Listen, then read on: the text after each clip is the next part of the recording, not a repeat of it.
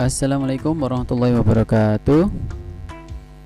Kita akan membahas soal PTS 2 tahun 2019-2020 muatan pelajaran PPKN. Nomor 1.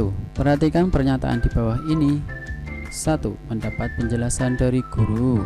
2. Melaksanakan tugas piket kelas. 3. Menghormati guru dan teman. 4. Menggunakan fasilitas alat peraga. Kewajiban seorang siswa di sekolah ditunjukkan oleh angka. Pengertian kewajiban adalah segala sesuatu yang harus dilakukan. Ya, kewajiban dari 4 ini adalah yang B, ya, 2 dan 3. Ya, mendapatkan penjelasan dari guru dan menggunakan fasilitas alat peraga ini hak, ya. Kewajiban itu nomor 2 dan 3. Jadi jawabannya yang B. Nomor 2, sesuatu yang mutlak menjadi milik kita dan penggunaannya tergantung kepada kita sendiri disebut. Ini adalah pengertian dari hak. D jawabannya.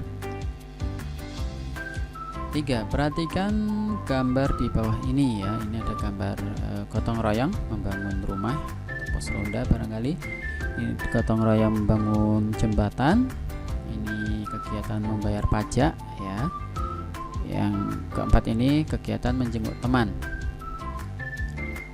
Yang termasuk contoh kewajiban warga negara. Nah, kewajiban warga negara itu ditunjukkan oleh nomor C, ya, nomor 3. Nah, ini kewajiban warga negara itu membayar pajak. Ini kewajiban sebagai anggota masyarakat, ini juga kewajiban sebagai anggota masyarakat. Yang keempat ini kewajiban sebagai seorang siswa, ya, menjenguk teman yang sakit. Nah, kewajiban sebagai warga negara itu ditunjukkan oleh nomor 3. Nomor 4. Ayah Arlin adalah seorang pedagang di pasar. Hak yang dimiliki oleh ayah Arlin adalah hak, sesuatu yang mutlak menjadi miliknya atau yang harus diterima, ya. Haknya adalah yang A, terhindar dari pungutan-pungutan liar, ya. Misalkan mungkin ada preman di pasar, nah itu harus terhindar dari itu haknya. Yang B, C, D ini adalah kewajiban, ya. Memberi kualitas dagangan yang sesuai, ini kewajiban. Menjaga kebersihan tempat berdagang juga kewajiban. Berdagang secara jujur dan adil adalah kewajiban juga, maka haknya adalah yang A. 5. Menurut konvensi ini hak anak dikelompokkan dalam 4 golongan, yaitu, nah ini konvensi anak, ya, yang dikeluarkan oleh PBB, ya, diantaranya adalah yang D, hak berpartisipasi dan hak tumbuh kembang. Selanjutnya nomor 6. Salah satu contoh bentuk tanggung jawab di lingkungan keluarga yaitu titik-titik. Ingat, di lingkungan keluarga tanggung jawabnya adalah A, membersihkan kamar tidur sendiri. Selanjutnya nomor 7. Manusia memiliki hak sebebas-bebasnya tetapi harus titik-titik, ya. Manusia, ya, itu punya hak yang bebas. Tetapi harus diingat, ya, harus titik-titik, yaitu memperhatikan hak orang lain, ya. Jangan sampai hak yang kita miliki itu merugikan hak orang lain. 8. Maju mundurnya sebuah negara tergantung kepada titik-titik warga negaranya. Jawabannya adalah tergantung kepada, ya, tanggung jawab warga negaranya yang B. 9. Setiap warga negara berhak memperoleh pendidikan dan pengajaran. Hal ini tercantum pada Undang-Undang Dasar 1945 pasal titik-titik. Jawabannya adalah D, pasal 31 ayat 1. Yang lainnya isinya apa? Yang A, 27 ayat 1 ini isinya tentang semua warga sama kedudukannya, ya, dalam hukum dan pemerintahan. Kalau yang B, 27 ayat 2 itu isinya tiap warga berhak, ya, atas pekerjaan dan penghidupan yang layak. Dan kalau yang 30 ayat 1 isinya tiap warga berhak dan wajib bela negara. Berarti 9 jawabannya yang D. 10. Setiap pihak yang terlibat dalam suatu kegiatan mempunyai peran, hak, dan kewajiban. Apabila semua pihak yang terlibat melaksanakan hak dan kewajibannya dengan penuh tanggung jawab, maka akan mewujudkan titik-titik. Ya, akan terwujud apa? Ya, A. Kerukunan. Jawabannya itu. Selanjutnya, nomor 21. Dalam pelaksanaan dalam kehidupan sehari-hari, antara hak dan kewajiban harus berjalan secara titik-titik. Ya, harus berjalan secara seimbang. 22. Setiap warga negara berhak untuk berserikat dan berkumpul dan mengeluarkan pendapatnya. Pernyataan tersebut tertuang dalam Undang-Undang Dasar 1945 pasal titik-titik. Ya, pasal 28. 23.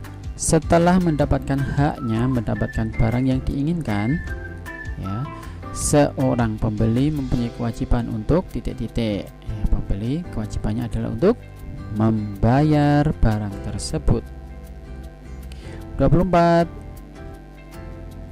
Undang-Undang 1945 pasal 23A mengatur kewajiban warga negara tentang pajak dan retribusi. Pajak dan retribusi. 25. Memberikan informasi yang lengkap, jujur, dan dipahami tentang masalah kesehatannya pada saat periksa di rumah sakit merupakan kewajiban titik-titik. Ya, kewajiban dari pasien. 26. Hak untuk menyatakan pendapat dalam segala hal yang memengaruhi anak, termasuk dalam kategori hak, ya, ini namanya hak berpartisipasi, ya, menyatakan pendapat. Ya, hak berpartisipasi jawabannya. 27. Apabila masyarakat melanggar peraturan lalu lintas akan mengakibatkan, ya, ketika melanggar lalu lintas akan mengakibatkan kecelakaan, ya, kemacetan lalu lintas juga bisa. Romawi 3. Setiap anak yang belajar di sebuah lembaga pendidikan, baik formal maupun tidak formal, disebut sebagai siswa. Setiap siswa yang belajar di sebuah sekolah mempunyai hak-hak yang sama. Sebutkan 3 hak siswa menurut peraturan pemerintah nomor 28 tahun 1990. Ya.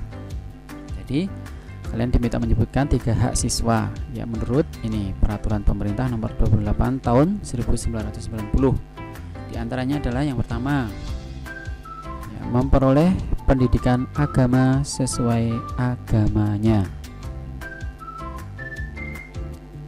Yang kedua, mendapat bantuan fasilitas belajar. Yang ketiga, memperoleh penilaian hasil belajar. Nah, itu ya, itu diantaranya 3 hak siswa menurut peraturan pemerintah nomor 28 tahun 1990. Ustaz ulangi, yang pertama, ya, memperoleh pendidikan agama sesuai agama yang dianutnya. Yang kedua, mendapat bantuan fasilitas belajar. Yang ketiga, memperoleh penilaian hasil belajar. 37. Sebagai warga negara yang baik, kita tidak boleh hanya mengetahui hak warga negara. Ada kewajiban yang harus dilakukan dengan penuh tanggung jawab karena menyangkut hak orang lain. Sebutkan 3 kewajiban kita sebagai warga negara Indonesia berdasarkan Undang-Undang Dasar 1945. Ya, kita punya kewajiban. Ya, yang pertama, membayar pajak. Yang kedua, menaati hukum. Yang ketiga, bela negara. Ini diantaranya, ya. Satu lagi, diantaranya 3 kewajiban kita sebagai warga negara. Yang pertama, membayar pajak. Yang kedua, menaati hukum. Yang ketiga, bela negara. 38. Dalam kegiatan musyawarah ada beberapa pihak yang terlibat, diantaranya peserta musyawarah, tuliskan hak dan kewajiban peserta musyawarah. Haknya terlebih dahulu kita tulis. Hak yang pertama, menyampaikan pendapat. Yang kedua, memberikan saran. Kemudian kewajiban peserta musyawarah. Yang pertama, menghormati peserta lain. Yang kedua, melaksanakan keputusan musyawarah. Baik, itu untuk soal naskah Romawi 5.6a. Kita lanjutkan ke berikutnya. Ya, naskah Romawi 5.7a. Nomor 1. Jawa, Sunda, Melayu termasuk keragaman? Ya, termasuk keragaman bahasa. Kalau lagu daerah itu misalkan ya keragamannya apuse, kemudian gundul-gundul pacul, itu termasuk keragaman lagu daerah. Kalau makanan khas misalkan keragamannya adalah gudeg, kemudian tiwul, kemudian rawon. Kalau pakaian adat misalkan apa? Kebaya contohnya ya. Tuh. 2. Bahasa persatuan yang digunakan bangsa Indonesia adalah bahasa persatuan kita adalah bahasa Indonesia. 3. Makna satu nusa dalam Sumpah Pemuda adalah makna satu nusa itu adalah maksudnya satu tanah air. D. 4. Negara Indonesia mempunyai keberagaman sosial. Untuk itu dibutuhkan toleransi untuk mencegah timbulnya titik-titik. Ya, toleransi itu apa? Saling menghormati walaupun berbeda. Nah, untuk mencegah timbulnya konflik atau permusuhan ya. 5. Cara kita rukun terhadap teman yang berbeda agama adalah tentu saja dengan menghormati agamanya. 6. Budaya daerah sering juga disebut sebagai budaya titik-titik. Jawabannya adalah B. Budaya tradisional. 7. Semboyan Bhinneka Tunggal Ika mempunyai arti titik-titik. Artinya semboyan Bhinneka Tunggal Ika ini artinya adalah berbeda-beda tetapi tetap satu jua. C. Nah ini semboyan Bhinneka Tunggal Ika ini ada di lambang negara kita yaitu burung Garuda. 8. Suku Tengger itu berasal dari A. Jawa Timur ya. 9. Berikut adalah kesenian daerah dari Jawa Timur. Yang B ludruk dan reog yang berasal dari Jawa Timur. 10. Menghargai keragaman sesuai dengan nilai-nilai Pancasila. Sila titik-titik ya. Keragaman itu menghargainya dalam rangka menjaga persatuan, maka sesuai sila ketiga ya, Persatuan Indonesia. Romawi 2 nomor 21. Pada sebuah musyawarah kita harus mengemukakan pendapat. Jika pendapat kita tidak diterima dalam kegiatan musyawarah, kita harus bersikap titik-titik. Kita harus bersikap lapang dada ya, atau mau menerima. 22. Ani berbeda agama dengan Naila. Ani mendapatkan musibah dan butuh bantuan. Sikap Naila sebaiknya titik-titik. Sebaiknya membantunya. Jadi sebaiknya membantunya walaupun berbeda agama. 23. Bekerja sama dalam membangun atau bekerja sama untuk mendapatkan suatu pekerjaan atau hasil yang memuaskan disebut titik-titik. Ya, ini pengertian dari gotong royong. 24. Mengucilkan teman yang berbeda dengan kita adalah perbuatan titik-titik. Ya, mengucilkan teman itu termasuk perbuatan yang tercela atau perbuatan tidak baik juga boleh, atau perbuatan buruk juga boleh. 25. Ani beragama Islam, Budi beragama Kristen, sedangkan Louis beragama Katolik. bentuk keberagaman yang nampak pada Ani dan teman-temannya ya, ini adalah keberagaman agama. Jadi jawabannya keberagaman agama. 26. Mengenal dan mempelajari kebudayaan sendiri merupakan cara melestarikan ya kebudayaan. 27.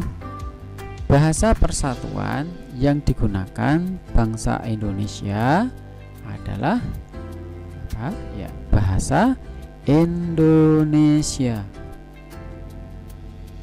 Lanjutkan Romawi 3 nomor 36. Sebutkan faktor-faktor yang menyebabkan keberagaman masyarakat Indonesia.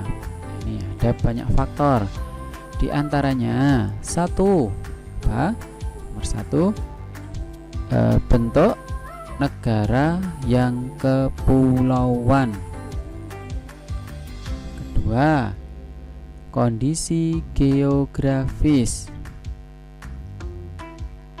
Ketiga, perbedaan alam. Keempat, sarana dan prasarana. Nomor 37.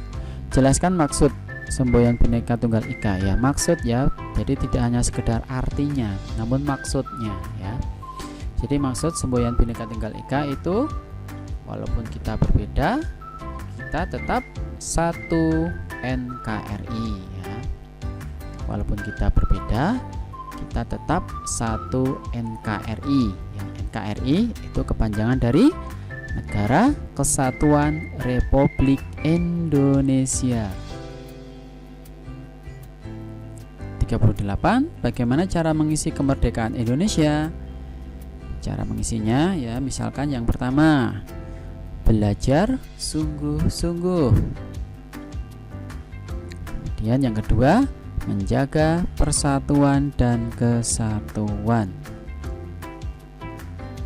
Baik, itu pembahasan soal kali ini. Selamat belajar. Wassalamualaikum warahmatullahi wabarakatuh.